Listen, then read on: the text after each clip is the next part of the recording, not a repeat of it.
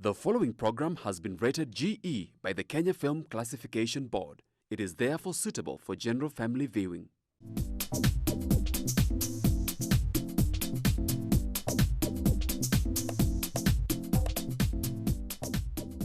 Hello viewers, welcome to Chungu cha Jamii. I'm your host, Eunice Mugo. Today we are going to talk about interfaith. What is interfaith? Why is it important for us to embrace interfaith? Why should we have it in our society? Why should we learn about it? These are some of the questions we are going to tackle with our guest today.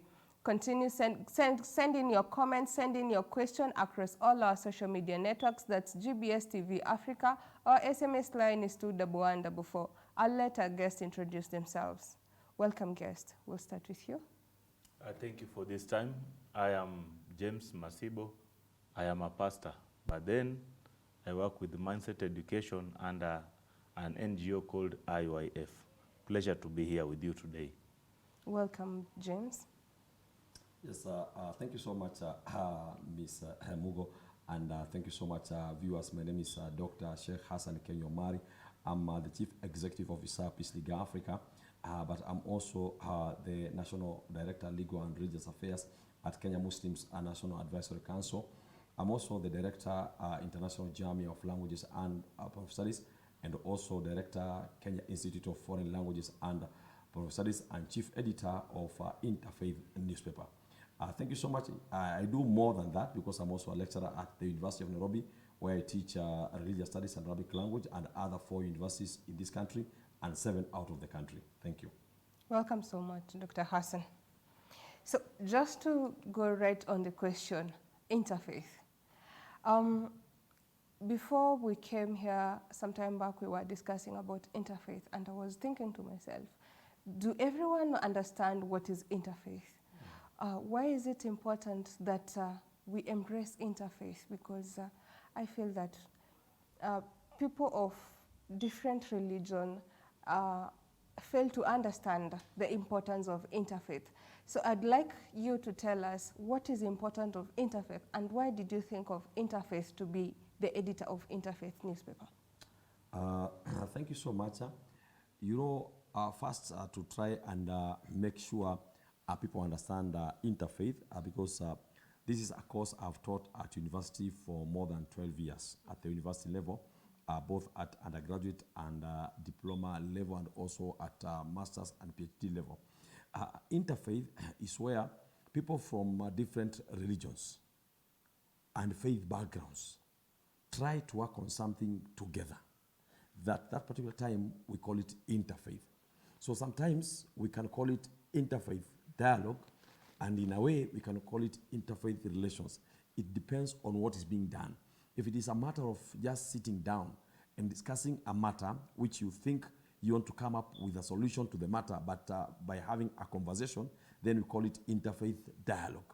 But when we talk of working across faiths or religions on something which is practical, for example, you remember it was, I think, on there's a day I came here where we had the PCF forum, where we invited many people, ex-inmates. Now that is not interfaith dialogue. That was interfaith relations, because now we Muslims and non-Muslims were working together on something. So, and that's why people now sometimes ask, what is the difference between interfaith dialogue and interfaith relations? So when you hear of dialogue, many times it's just a matter of sitting down somewhere, discussing something, then leave. But when you now start working on it practically, that's when it becomes interfaith relations. And why it is important is because you realize that we are duplicating a lot of things globally, not only in Kenya, but globally. For example, you might plan, for example, an ex-inmates workshop for like 5,000 or 6,000 ex-inmates. You get those ex-inmates, all of them being Christians or being Muslims. And you realize that if you could have invited the ex-inmates who are Muslims and who are non-Muslims, they could work even better, because when they're outside, they are supposed now to work together. Because when you are incarcerated, or when you're taken, for example, to the prison, you become one family. You don't choose. In prison, people live together. You cannot say, me, I want to be here. No, where you are shown to live is where you live with your colleagues. So you become one. So the way they lived as one inside there, when they come out, they're supposed to live as one also. And also, for example, during this Ramadan, we have been distributing food across the country. It has been a tradition of many Muslims that during Ramadan, you distribute food to only Muslims. But I said no. I had food packs for more than 5,000 people. I go to Garsen, for example, to distribute food, but I can see Christians suffering. I was saying no, give it to Muslims and Christians. When I went to Embo, I said, let us give it to Christians and Muslims. When we, of course, everywhere I've been, I've always given it to Muslims and Christians, unless I have taken it to a mosque somewhere. Then at the mosque, those who have come to the mosque are the one who will get. But when I'm going to the community, I have never tried to segregate between the faiths. And this is what I've seen working very well in the world, because poverty does not know religion, HIV and AIDS does not know religion, crime does not know religion.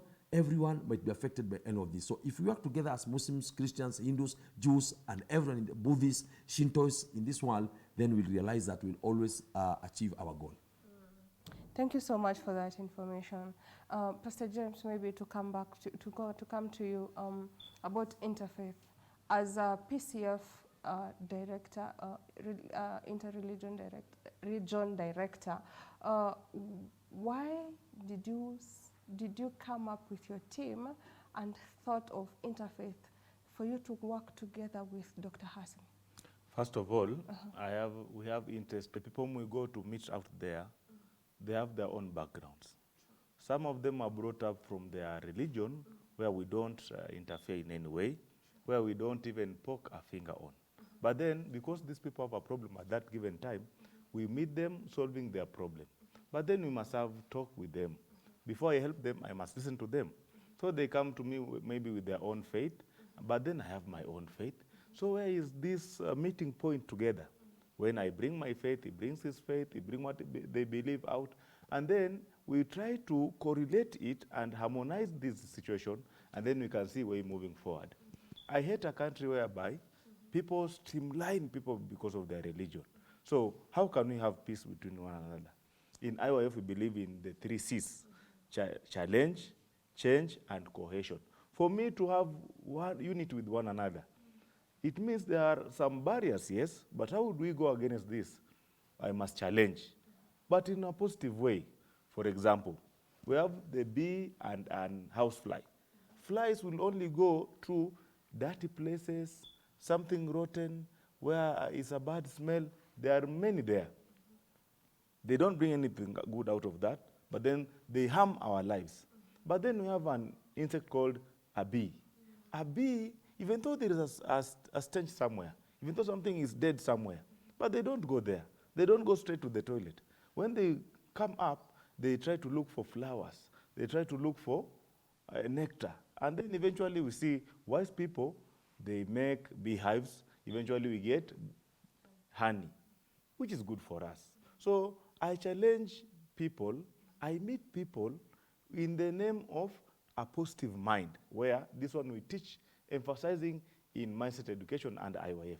If I meet you with a positive mind, even though you have your own religion, you have your own faith, but with Interfaith now, that's where we came to work with Dr. Hassan. If we streamline ourselves using negative mind, like the mind of a housefly, we'll never get good result. We'll live as enemies. But eventually, we have one God. Even though the ways to how to reach him might differ, but then eventually we are living this life together here on earth. So with the mind of a bee, I want to challenge, I want to meet, then I want to collaborate. I want to work together with others with a positive mind. That's what in IYF, we broaden our hands. We welcome all with different ideas, different faith, that we may support, help mankind. With this, we believe that Dr. Hassan and others whom we are inviting in IYF, that we may work together. Recently, we had a camp here. We just concluded it today in the morning of ex-prisoners. We gathered like 200 ex-prisoners here. And Dr. Hassan, we called him, and then he gave a lecture. And that's why we are very happy when we work with people like them. looking at them, they came of different faiths. Some would say, hey, Pastor, you know I'm a Muslim. Pastor, you know I don't believe in God. Pastor, should we send them away? We don't. But then we believe in correlating together. And we believe one day we shall reach into agreement. Not fighting, but reaching into a dialogue whereby you receive me, I receive you with your different and my different faith, but then we'll harmonize it together. That's why I am here with a positive mind. Thank you so much, Pastor James. So to you, Dr. Hassan, what are the rules around interfaith? For us to understand it better, like you have explained, are there rules around it for us to be governed and know when you see this shows automatically this is interfaith. When you don't see this is not interfaith, this is something else. Thank you so much. I'll mention only 3 key rules, and my brother maybe will add other rules. Rule number 1, when you enter into interfaith dialogue, you must enter with clean heart, clean mind, clean spirit.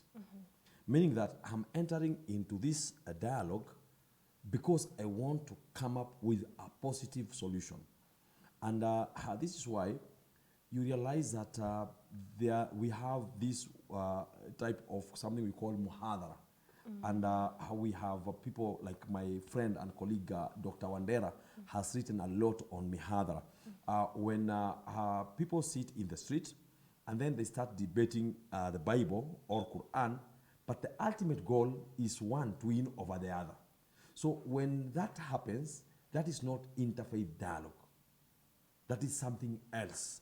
And then the other one is to come up with an issue of trying to compare and agreeing on the best way forward. And the third one, sometimes, we must sometimes agree to disagree, but move forward in the best way possible. And I'll give you a good example. Among few Kenyan Muslims who have had best opportunity to work with almost all faiths. I'll give you an example. I've been a lecturer at St. Paul University for many years. I've been a lecturer at Adventist University for many years. I've been a lecturer at Tangaza University College, which I'm still lecturing for more than 15 years. How do you manage to work in such position? First, I thank God because when I worked with St. Paul, I understood how they work. When I worked with Adventist University of Africa, I understood how Adventists work. Now I'm with the Catholics, I understand a lot about Catholicism. In fact, I understand that in Catholicism they have this principle called Nostra Aetate. And that is the principle which was begun by the Pope. When you read that document by the Pope on interfaith dialogue globally, that is a document actually where you'll get some of the rules I have mentioned. So those rules should be adhered to everyone, and there are areas you cannot venture in. And one of the areas I always advise all my students, because I thank God I'm a champion of interfaith, not only in Kenya but globally, because one of the positions I hold is that I am the international global consultant for interfaith dialogue with World Vision International. So I always tell people there are areas you cannot venture in. For example, when you are discussing with a Muslim and then the issue of Trinity comes in, stop that conversation. It will not go anywhere. Because Muslims believe that God is only one, God has no image, God has no children. It is theological principle of every Muslim globally. So when you come and bring the issue of Trinity in the name of the Father, the Son, and the Holy Spirit, you will never move anywhere. So when I'm a judge anywhere, because I've been to 34 countries in the world, facilitating interfaith dialogue matters, when that issue comes, I always tell people, please, here in this point, as the judge or the mediator or the moderator, let me say this. Let us agree to disagree here. We move forward to another issue. Yes. Thank you so much for that. Maybe Pastor James, you can add on the same. And also, as you add on the same, you can tell us the advantages and disadvantages of interfaith as well. The rule that I measure most is love. Yes, I am wrong, but do you love that you may come and correct me? Or do you just not love and then leave me to perish like that? So love is the key here. Now, I tend to see it in this manner. Even though you are wrong, if I love you, I'll come in any way possible, try to sit with you, and then let this love rule over me and you, that we may talk and then have unity. I tend like this. For example, if I put it in an African setup, for example, here many people are polygamists. Take an example whereby we have one father, and then he has some 2 or 3 or 4 wives. And then every wife has a child or children. Eventually, they all call this man our father. All these children call this one man they call them our father. These wives call this one man our husband, right? So every mother is trying to drum up, telling them every day, do you know this is your father? Respect your father. So that's what they are hyping in and every house.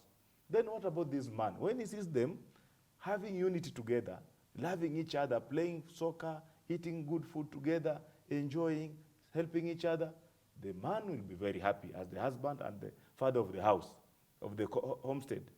But then here comes a case whereby we see no love more. That's why we came out with this IOF working together with Interfaith.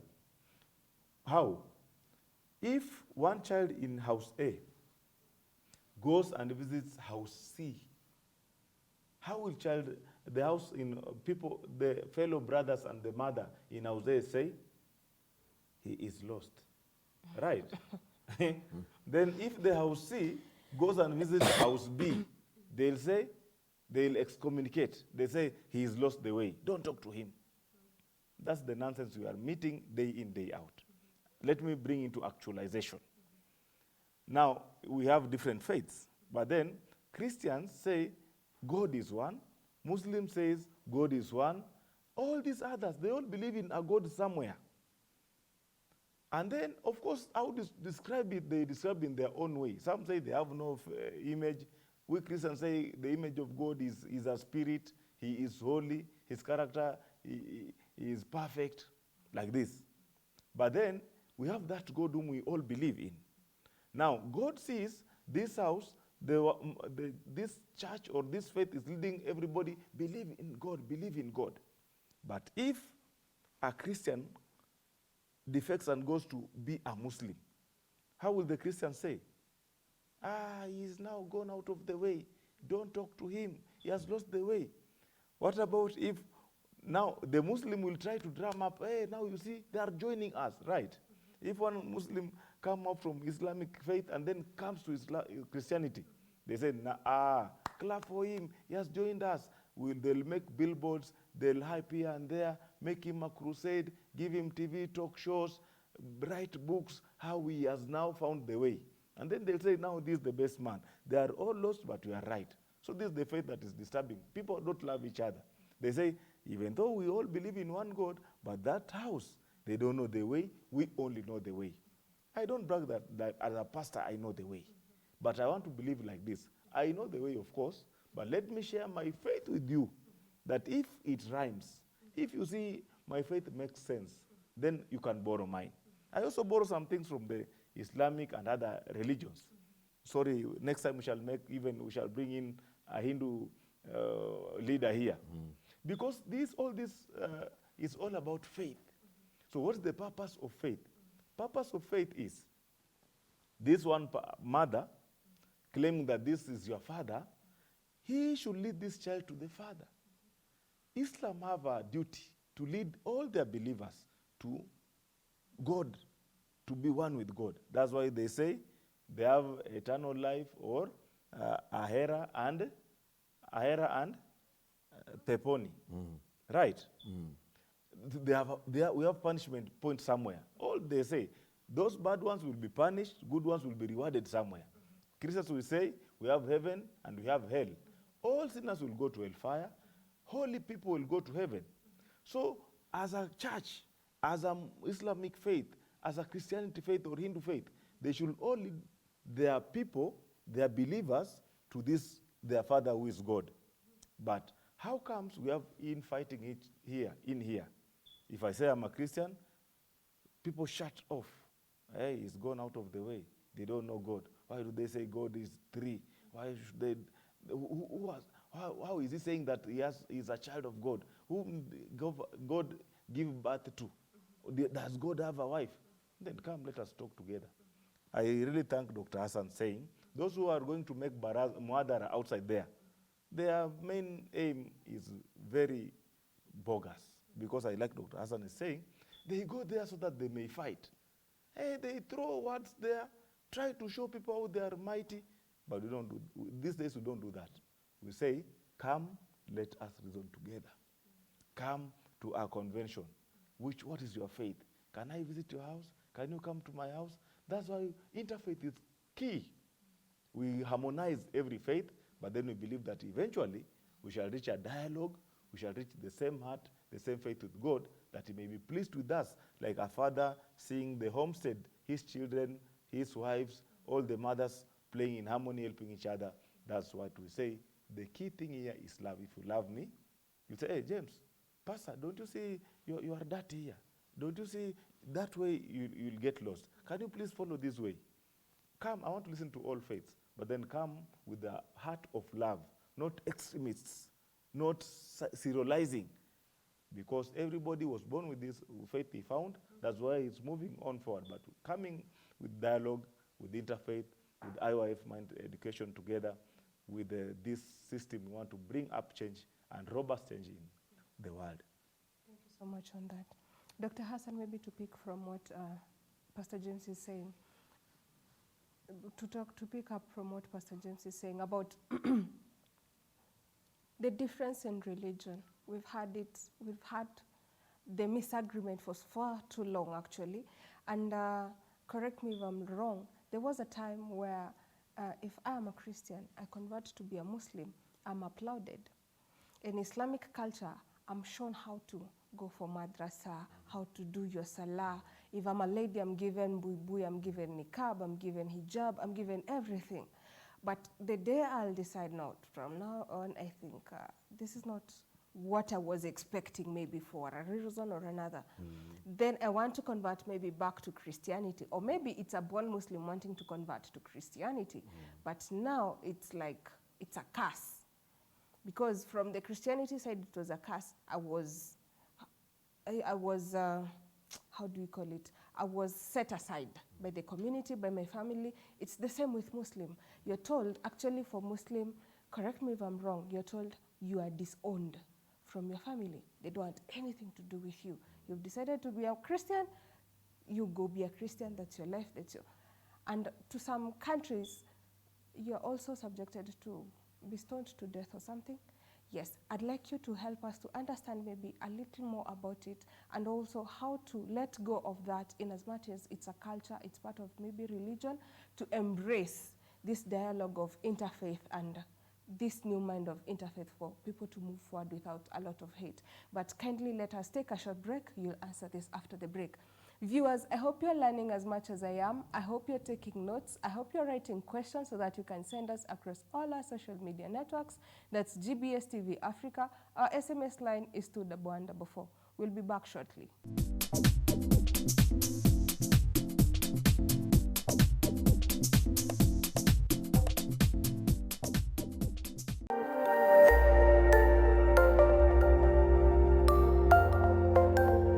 Everywhere, GBS.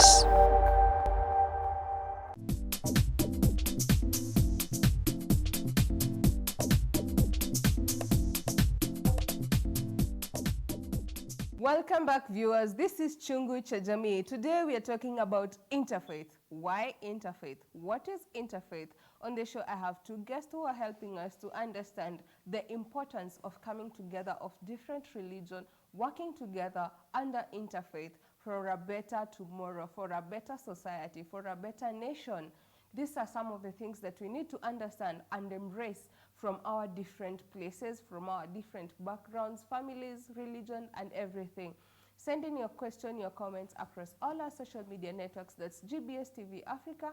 Our SMS line is 21144. Dr. Hassan, before we went on a break, I had asked you about the differences that we have been having as Christian and Muslims also. So you can maybe take us through the same. Thank you so much. You know, my brother here talked about the issue of having a problem when we change religion, and this happened to our practically in our family. My grandmother, the late grandmother Sophia Gabriel, was a Catholic. Our family has been Catholic, and then she embraced Islam in Embu, and she was excommunicated. The issue of excommunication before 1970 was common. When, you know, as we understand, in a way, Christianity had already demarcated Kenya into different regions. We all understand. When you go to Meru, of course, you understand it is Methodist. When you go to some areas, it is Anglican. When you go to some areas, it is Adventist. When you go to those areas of Nyanza, you realize that that's where we have Adventist and Legio Maria and the rest. So it meant that if you are in an area which is PCEA and you revert to another religion, then you're supposed to move to the place where those people are. And that's why you realize that many Muslims across the country are living in majengos. Because majengos were small slums in town where Muslims could now live together. And that's why we are now taken to Dallas, a place in Embu. And this created a lot of problem in our family because now we didn't even know where we are. Some people call us Mbweri. Some call us, you know, there's just problem. So the issue is, it should be allowed to everyone to have the freedom of religion. Because even Allah in the Holy Quran told us Muslims, قُلْ يَا أَيُّهَا الْكَافِرُونَ لَا أَعْبُدُ مَا تَعْبُدُونَ وَلَا أَنْتُمْ عَابِدُونَ مَا أَعْبُدُ وَلَا أَنَا عَابِدٌ مَا عَبَدتُّمْ وَلَا أَنْتُمْ عَابِدُونَ مَا أَعْبُدُ لَكُمْ دِينُكُمْ وَلِيَ دِينِ. Meaning, tell those people who don't believe in Allah. You know, the word kafir means someone who don't believe in existence of Allah, God. So calling a Christian kafiri is very wrong because a Christian believes in God. Calling a Jew kafiri is very wrong because a Jew believes in God. What do we call them? What are we supposed to call them? Quran says, Qul ya ahl al-kitab. Say, all the people of the book. Which book? The Bible. For Christians. Which book to the Jews? The Torah. Qul ya ahl al-kitab. Say, all the people of the book. Ta'alaw ila kalimatin sawa'in bayna wa baynakum. Come all of you. Ila kalima, to a word, sawa'in baynana wa baynakum, which neutralizes all of us together. Allah na'budu illa Allah. The first thing we have to agree, all of us, we have to worship none but God. Muslims call him Allah. The English people call him God. In our culture, we call him Ngai. In the Luo, they say Nyasai. In the other one, they say Mulungu. But it's the same God. That is what we are supposed to discuss. So what we are supposed to do is to create a forum where everyone have their say about God and we agree on how to move together. Because at the end of the day, as Pastor said, if you live good life, you'll go to Jannah. Jannah is paradise. And if you live bad life, then you'll go to a place called Jahannam, which is now the hellfire. And at the end of the day, most important is to live by what God has called us to do. Because God says in the Holy Quran, وَمَا خَلَقْتُ الْجِنَّ وَالْإِنسَ إِلَّا لِيَعْبُدُونَ. I have not created the jinn and human being, but only to worship me, to worship God. So we are all supposed to worship God in the best way, and the best way is to live with everyone with clean heart. Yes. Thank you so much on the same. Maybe you can add on to that, Pastor James. I really thank God for allowing such forums to happen. Also, thank you, GBS TV, for giving us such a platform. Because you can see we are fighting for nothing, actually. Why should we talk over it that we may harmonize it? If we harmonize it, then this would be the love of God towards us. When I read my Bible, in the book of John chapter 3, verse 16, says, "For God so loved the world." He did not mention some section of the people. He said all. So if I talk to somebody, then I'm expressing the love of God to him. If I try to explain my faith to him, I'm expressing the love of God to him. So as we were having the ex-prisoners workshop that we have concluded today in the morning, we were talking to them in this manner. Don't worry. We don't push anything into you.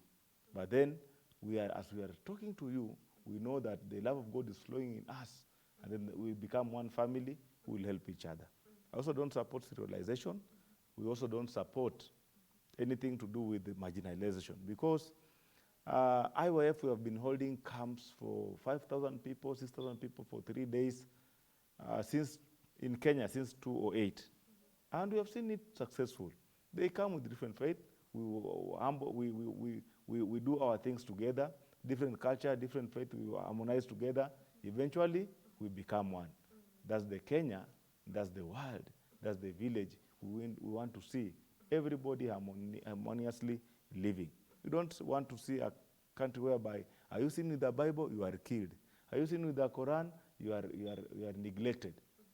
Let's live our country the best way with unity, and we will make the world a better place. Thank you so much, gentlemen, for that insight on the same. Sheikh Hassan, maybe you can help us to understand the benefits of interfaith, because I also want to understand maybe better than what I'm understanding now. Because sitting down and thinking of interfaith and also publishing it as a newspaper, not once, not twice, but making it a consistent newspaper for people to understand more about interfaith. What are the pillars of interfaith, and what are the benefits of interfaith? Thank you so much. I'll go straight to the benefits of interfaith. I will, in fact, explain the practicality we have seen in after establishing the Interfaith newspaper. In Kenya, there has never been an interfaith newspaper. We have Al-Nur newspaper, which belongs to Muslim. We have Friday Bulletin, which belongs to Muslims. We have others we have seen for the Catholics. We have seen others for the Anglicans and the rest. But having one newspaper which brings all the faiths together have never been there. We have tried to write to many religious bodies to come up with the same, but the challenge has been, they have been asking, but who will be the editors? Who will be the people collecting the news? How will they collect the news? And we thank God, after visiting 34 countries in the world, we realize that it is easy to do that. Because one of the courses I teach at the University of Nairobi is comparative religion, and that course has been replicated in many other universities. And anyone who attends that course in my class, we make sure that we must take you to 5 religious places. We must take you to a Catholic church. We must take you to a mosque. We must take you to a synagogue. We must take you to a temple. And we must find also an African traditional place. If it's a kaya or it is anywhere where African people meet, we must take you there practically. When they are there, you see what happens so that you appreciate what they are doing. So we have realized that one of the benefits is people appreciating each other. Because you see a Muslim going to the toilet with water, and you feel that this is something very wrong. But what you don't realize is that, for example, when you eat food in a plate, you cannot use tissue to wipe that plate, then you keep it in the drawer and eat it with it again and another time. You'll be sick. So when a Muslim explains to you why they use water, now you'll appreciate. You go and see that the father of the Catholic Church sometimes putting on a kanzu. Because there's someone who, when they see me in a kanzu, they feel that, no, this is not a good dress. But you have forgotten that even bishop puts the same. You have forgotten that all other religious leaders do the same. Our only difference is this kofia. Ours is this one, but them, sometimes they put the small one. So when you start doing that, you appreciate the religion. Number 2, it brings love between people from different faiths. Because, for example, for many years we have been doing what we call interfaith iftar. You know, Muslims eat together during Ramadan. But we at Peace League Africa, in collaboration with Interfaith newspaper, in collaboration with the Chance Publishers, Kenya Institute of Foreign Languages, and Professors and International Jamii of Languages and Professors, we have always have something called Interfaith Iftar. We already had it some times back, where we invite people from all religions to have iftar with us. That has brought a lot of love amongst us. The third one is trust. You know, there's a lot of mistrust. I'll give you a good example, Ms. Mugo. When you realize when we had the issue of constitutional change in the country, there was the issue of Kadhi courts. When the issue of Kadhi courts came, that is actually which nearly broke Fungamano. Because some people are believing that we must also have courts for all other religions. But what they are not understanding is that in Islam, there are three things which can only be legalized in an Islamic way. The issue of Muslim marriage cannot be done like any other marriage. The issue of Muslim divorce cannot be done like any other. And the third one, the issue of inheritance. Islam has automatic way of inheritance which never change, it will never change, and it will never be changed by anyone. So those were the three key areas which Muslims requested that can we have the Kadhi courts. And remember, Kadhi courts are not new in the constitution. They have been there even before independence of this country. And there was an agreement between the British and the Sultanate of Oman that when you take over my sultanate and make it part of Kenya, then the Kadhi courts will still be there. So we realize that for those Christians who had understood Islam, they saw no problem because they realized it's only three. But for those who didn't understand, they were saying, no, you know, these people now will start taking us to court, cutting our hands. No one has ever been cut their hand. That is the only challenge we have.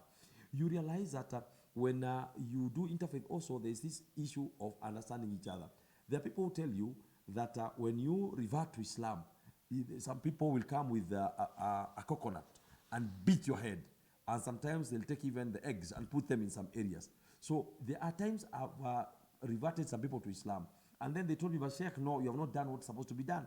I can't see a coconut with you. I cannot see an egg. All those are just stories.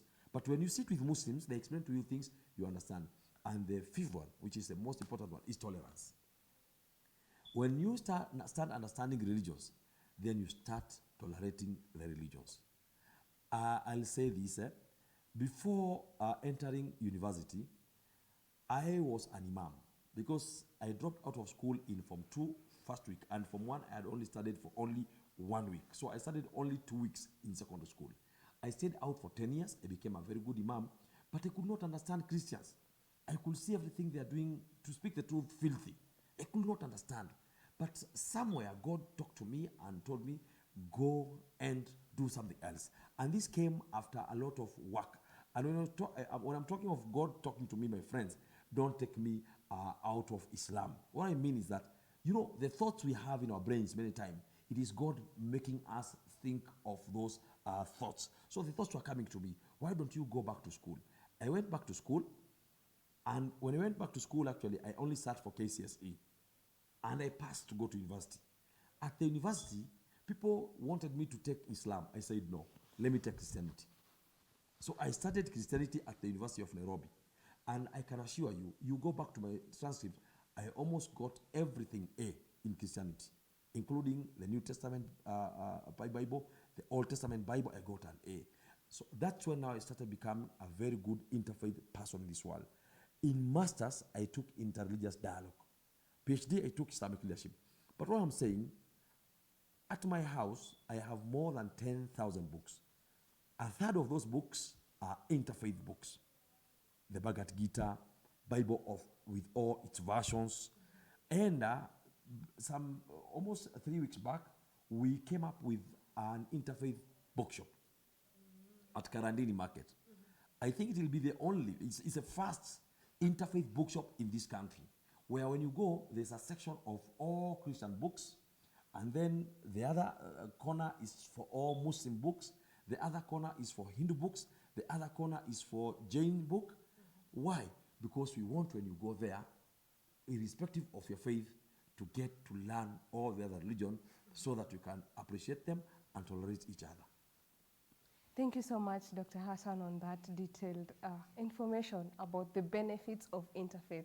But we'll take a short break, then we'll come back to you, Pastor James, with some question. Viewers, I hope you're learning as much as I am. I hope you're taking notes. I hope you're writing down your question. Continue sending them across all our social media networks. That's GBS TV Africa Our SMS line is 21144. We'll be back shortly.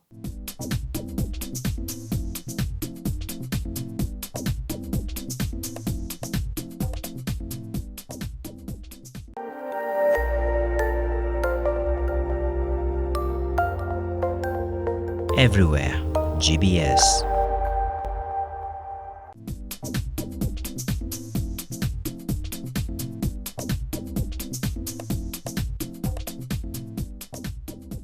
Welcome back, viewers. This is Chungu cha Jamii.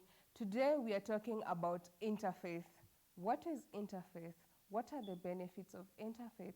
What are the pillars of interfaith? These are some of the questions that our team is helping us to understand more about it. Continue sending in your question, your comments across all our social media networks. That's GBS TV Africa. Our SMS line is 21144. Before we went on a break, Dr. Hassan was taking us through the benefits of interfaith. Yes. I want you to touch on the same and also help us to understand if there are pillars of interfaith. Generally, with interfaith, I think people are having just one fear. And that's why I major on saying, if we all study different faiths, then we will come to harmony. But I know of why some people or some religion don't want to educate others concerning other different faith or other religions. You see, I know of a story my grandmother told me that there was a frog living in a hole. Then there, in a cave, then it made it bare children. After these children were growing now, it could tell the children stories. And you know, I'm the biggest in this world. There's no other big animal like me. So the children lived there, the toddlers lived there knowing that there's no other animal on the planet moving bigger than our mother. But because now the mother is growing older and the toddlers are now growing bigger, they are jumpy, they are energetic, one of them managed to jump out of the hole. Then it came out, it saw a rabbit. Said, rabbit is bigger than my mother. Then when it went back, it said, mother, today I've met a bigger one than you. So how big was it? Then the mother tried to pump itself bigger. Then it confused the child saying, I am bigger than that one. So eventually again, the one after the child is confused, one day again the child went out. Now they went out 3. They saw a cow. So mother had a big problem to prove to them how he is bigger than the cow. Trying to prove, he eventually busted. So he lost. Religion, when it's discriminalizing, when it's putting on these small barriers, is just a waste, because they try to show themselves stronger, better than the other. So they fear losing their followers. So why should we live in fear? God does not give us spirit of fear. God gives us spirit of cohesion. Come, let us reason together. So in Interfaith, we welcome everyone to come and speak. Let us have dialogue. Call us where you want us to come. Then we shall speak out these ones, because study to show yourself approved. Because people are measuring on lack of studying. They don't lead them to study what they should study more, so they are capitalizing on that. But then we say like this, if we come in dialogue, we shall have a chance to read the Quran, a chance to read the Bible, a chance to read the Torah, all these books at our disposal. We shall read them, and then we shall have faith that will lead us into a place whereby our souls will be safe. If we don't do that, then it means some people are just marginalized somewhere. Hey, you know, we are the best faith. Don't look at them. Don't talk to them. Don't do business with them. Some people even today, I went in somewhere, then they say, you are a Christian? You cannot get accommodation here. Go away. Because I'm a pastor, I'm denied access to facilities that could have helped me as a man. Not me as a faith, me as a man. So we want to come up We encourage such talks. We encourage such dialogues that we may come into unity. Even if you are doing business and I am not of your religion, but you need my money. Money has no faith. These earthly things have no faith. You need my car to use it. I need your money. I need your clothes. I should buy your clothes. They don't have faith. So interfaith supports even economy of a country. Interfaith supports unity and harmony of the country, peace in the country, and that's why I support interfaith. Thank you so much. I think we're running short of time, but before we go, I'd like, this question is addressed, someone is asking, what is the condition to make interfaith dialogue successful? And also there is, what is the importance of interfaith dialogue in response to secularism? Thank you so much. You know, we have ran from your question very many times the question on the pillars of interfaith dialogue, and actually that's the question the person is still asking. One of the pillars of interfaith is listening to each other. We have to listen to each other. When you sit in a table, we give the priority to listening to each other, and then also understanding each other, and then the respectful presence. When you are there, now you believe that you are as equal as the other person, and you show respect. And then you also show some flexibility and being open to issues. And then at the same time, you come up with self-critic and allowing criticism from the other person, a positive one. So those are the key pillars. Now, when you come to the other question, it was on? What is the condition to make interfaith dialogues successful? We have already answered that. What is the importance of interfaith dialogue in response to secularism? Thank you. Now, you see, that's a very, very important question. And currently, there's a course I'm teaching at the University of Nairobi, Religion and Society. It's a common course, a DCC 209, which has many students. Sometimes that course goes up to 1,000 students. It is one of the courses taken by almost everyone at the University of Nairobi and many other universities. And that's one of the things I'm teaching them is the effect of secularism and globalization to society. You see, if Muslims and Christians do not work together, we will be faced by many problems. For example, currently, we are faced by the issue of LGBTQI+. If we Muslims and Christians don't sit together and say that our religions don't allow this, then you realize that some of our children will enter into this group. When they enter into this group, then we are affected entirely because our children go to same schools. Muslim students, a Christian student will go to the same school. So if we say that we leave this to Christians only to fight it, and Christians say that we leave this to Muslims only, you realize that your child comes home, John comes home looking like Mary, Hassan comes home looking like Fatuma, because he has gone to school, got the other boy, did other bad things to them, because you allowed to say that this is not my faith. You leave girls to do it, then you realize that Mary says that I want to marry so-and-so, who is a lady. Or Amina says that I want to marry so-and-so, who is also a lady, because we don't work together. But if we work together to condemn these issues together as Muslim Christians, you realize that everyone will listen to us. So it is time in Kenya we start having interfaith dialogue. It is time when the president calls people to State House, then he doesn't call only one faith. He must always call every people from all religions to the State House. When the state function, that has happened many years, and people have seen me leading prayers in almost 90% of the state functions. We have been doing it with other faith leaders. That way, we will go very far together.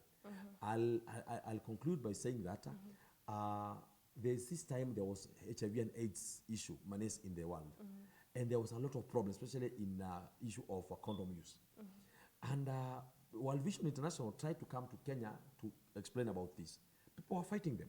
But I told them, according to Islam, it is allowed for people in marriage, if one of them is HIV positive, they don't have to dissolve the marriage. They are allowed to use condom. But people are saying, no, Dr. Hassan, now you're becoming, many people call me Sheikh.com. That's what they call me. And that's why actually I decided to go to Google and come up with my own page, which is www.drhassankenya.com, so that I can answer questions from people globally. So you realize that when we say that, there are also some church leaders who have said that condom is not allowed in the church. But then we ask ourselves one question. Do Muslim youth engage in sex, illegal sex? Do Christian youth engage in illegal sex? If anyone says no, then they're hiding somewhere. So you realize that they said yes. So when they're doing it, what they say do, we say if they must do it, then at the particular time, let them use our protective measure. What I'm trying to say is that we can fight secularism together with the Christians very well if we all join hands together. If we don't do that, we will lose all our young men and women to secularism, where they'll say there's no God, when they'll say there are no values. And as we can see in the country currently, the greatest problem is the issue of lack of morals and ethics. Thank you so much for that. Maybe Pastor James, you can add on the same. You see, when a car, you find it on the road, are you surprised? But if you find a car on the railway line, is it in the right position? If you find the SGR, you find it on the road, is it in its place? Then if we leave the main purpose, if we leave our rail, if we leave where God wanted us to flow or be, then we have a mess. That's what we call religion. Religion is faith in God, but then we have added something on top of our own. So our man's hand is there in that faith. Man's hand is there in that, what God had planned. That's where we bring a lot of mess. God never planned that we fail. God never planned that we live a bad life. But then man had put his hand there, so things are going haywire. You see, God wanted us to have even, to multiply. Then if we go that way, and then we don't fight that LGBTQI+, if we don't fight such, then how will we get more and more adding in this world? How will we get children? I like one leader, and then I'll not mention his name. Of course, the media has it. He said like this: if we find you, we'll put you in a room until you get pregnant. When we'll come out. I really support him. Of course, he's not using the Bible. But then in this manner, if every president embraces such, then my child Nelson will be safe. Where I live with fear. My Nelson is still in they say the grade 2. Maybe when he's grade 4, I don't know if he'll go one day to school. When come back, somebody has done something to him. I live in fear. Will my child be safe? Of course, I've grown up whereby those things were not there. But now they're coming up every day. They're becoming viral, and everything, it's fashion to do that, to have sex or to have sex with the same gender. People think it's fashion. People think that's now education. It's being done by the elites, by the rich. So people try to follow that trend. So I have a choice now to make, because I know the Bible. I know the Quran does not support that. But then, what about my child? Does he have a power to say no or yes? Will he grow in a society whereby everybody is like the order of the day? If they don't do it, they seem as if they are outdated. So we want, with Interfaith, we want to come out strongly to fight this nonsense, because it's not adding any value. You are born, not from the same gender. It was a different two opposite sexes, then you are a product of that. So we should embrace this. So Bible says, study to show yourself approved. Those who don't study, what's the mind of God? What's the will of God concerning this and that? How did God make us from the beginning? The one who was making a car knew it will use the road. So taking this car to the railway line, it's a mess altogether. So let's go back to the origin, to the where God had purposed us to be. So with Interfaith, with the IYF, mindset education, we want to all to bring this into, but then dialogue. We don't accuse, but then we want to embrace you and teach you. Of course, What can I do if it's a position, if it's a decision? But I believe if we can teach each other, then I show you one benefit, second benefit, third benefit, and then the one disadvantage, three disadvantages. You also tell me the advantage of doing that. If it's nonsense, just for pleasure and nonsense, then we again come to dialogue saying, now let's go the best way. You are a car meant for the road. You are an SGR meant for the rail. Thank you. Thank you so much. We are really out of time. In less than a minute for the both of you, could you give us your parting shot? We'll start with you, Dr. Hassan. Thank you so much. Let us all work together in this world as the sons of Adam and love each other unconditionally for the prosperity and wellness of everyone in this world. Thank you. Thank you so much. Pastor Alex. Satan wants to divide us, but God wants us to join together, to work together, to express his love to others. Welcome to such show.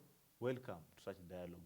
Welcome so that we may have a chance together, that we may communicate, that we may have a love, unity, prosperity in our country, not only for you, but also for the generation coming.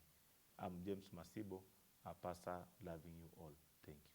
Thank you so much, gentlemen, Pastor James, Dr. Hassan, for honoring our call and coming to help us to understand more about interfaith. I'm sure we've not exhausted everything. I feel that I have a lot of questions to ask. We have a lot of things to bring to the table to educate our people. For that, all of us can embrace interfaith. All of us can have harmony, peace, and love as a nation, as a people, as a community, because we are falling out of love. We are falling out of differences. We are focusing so much on the negative, so much on the differences, that we forget that we are one people and we need to be together. And we need our togetherness, harmony, and peace to move forward. So be sure to invite you again. Thank you so much.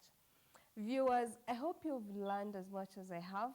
I'm sure we've not exhausted your question. We have not talked so much on what you're sending in, your comments, your question. Let's continue this conversation across all our social media networks. That's GBS TV Africa. Our SMS line is 21144. Till next time, goodbye.